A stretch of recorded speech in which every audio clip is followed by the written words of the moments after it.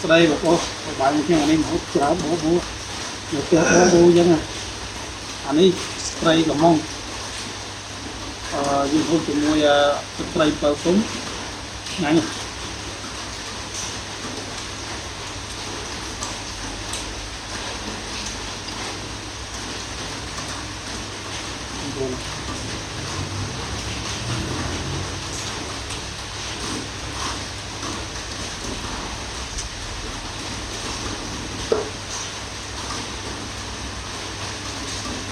Nè.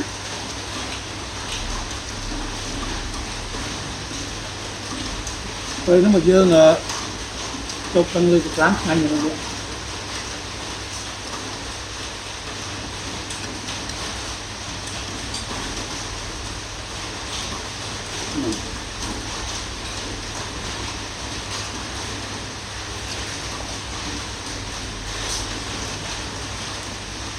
như cái kia còn tiếp bật bật hót cái báo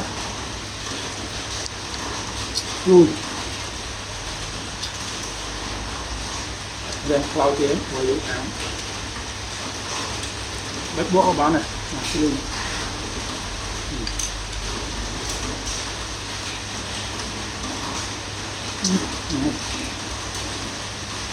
mà đây cuốn năng cũng bó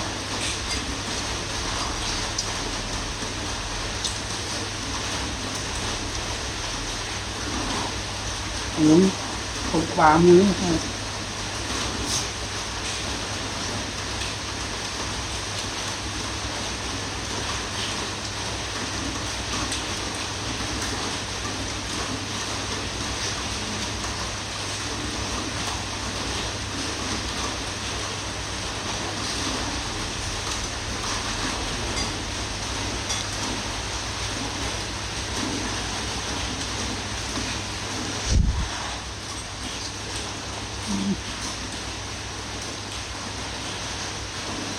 Đó. Tiếp nữa.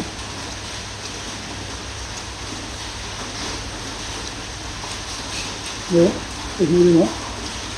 Bây giờ tôi thấy. Nè.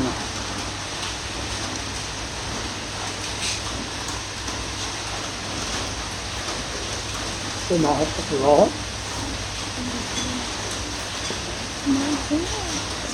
Chưa.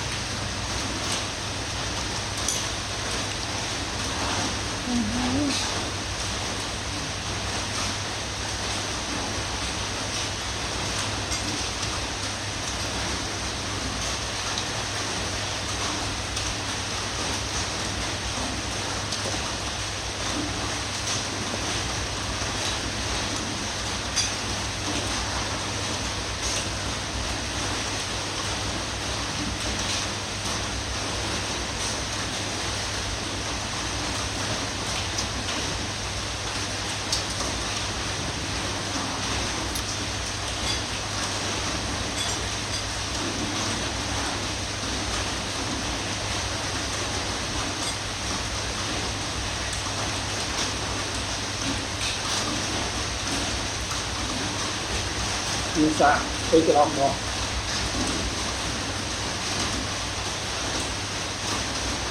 hôm mà năm phút mà tôi người ta lại cầm camera và bật lên thôi